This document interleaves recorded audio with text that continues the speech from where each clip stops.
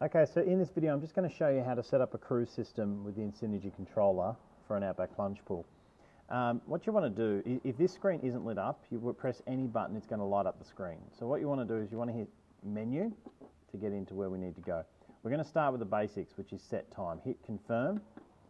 Now if this is the correct time, that's fine. Otherwise, press the up and down arrow to change the hour. It is 24 hours, so just keep that in the back of your mind. You don't want to come on in the middle of the night. Hit confirm to skip over to minutes, and then of course confirm. So that's the basics. Up and down arrows, away you go.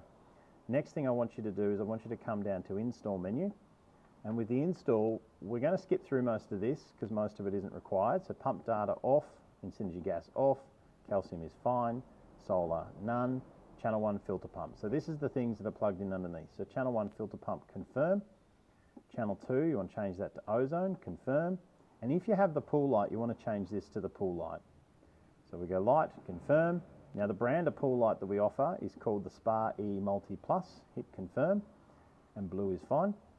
Valve not used. These valves are good if you have got automatic jets, but in this case we're not setting those up. So same deal with the stat as well, automatic jets. VF contact, no. Heater, no. pH sensor, no.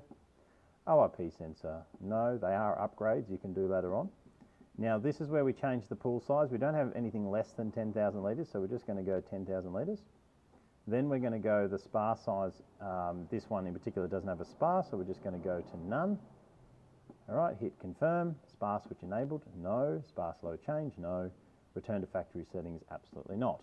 So now that we've set everything else, everything up that's plugged in, we now want to go down to activate timer periods. And for this here, what we're going to do is the default is 8 till 6 p.m. What I'm actually going to do is I'm just going to change this till 10 till 2. Now, the reality is that a local pool shop might give you other advice, and I strongly suggest you do listen to them.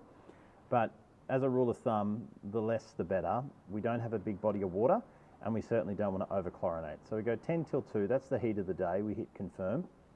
And what we do is we go spa mode, no. Chlorinator, yes. Ozone, yes to ozone, and no to the light. Excuse me, no. For the timer 2, I like a timer 2, and the reason I like a timer 2 is for two reasons. I like to set one to come on in the evening, say 7 p.m.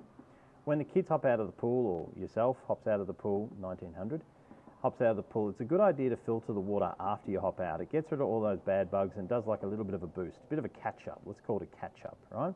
So those 3 or 4 hours after is a really good idea, so 7 till 10.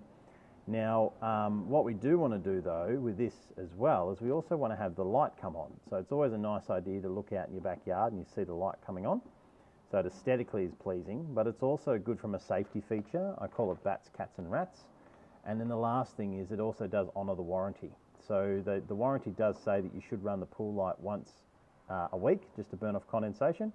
So it certainly helps out with that. So timer 3, timer 4, we're not going to do anything, and we're back to change settings. So that's pretty much everything to get it configured. The last thing I like to do is we just press the back button. We're going back to the home screen here, and it says dry cell detected. That's because we're running without water, but it'll cycle through a couple of screens. You see it's 11:18, all auto, output 100%. We just want to bump this down to 20%. Now you could increase this in summer. 20 is good for winter, 40 is good for summer, or you can increase or decrease the run time. So that's how you sort of can adjust the amount of chlorine being produced. Now your pool does have a UV light with the cruise system, so you do get away with running a very low amount of chlorine, and you do want to let the pool shop know that. But the reality is 20% is probably sufficient for a lot of people, unless you're in sort of maybe the tropics. The last thing to bring your attention to is this button here, on auto off, and you'll notice if I press it, it says manual on, or it'll say chlorinator off, or it'll say all auto. All auto is using that activate timer periods that we set up just before.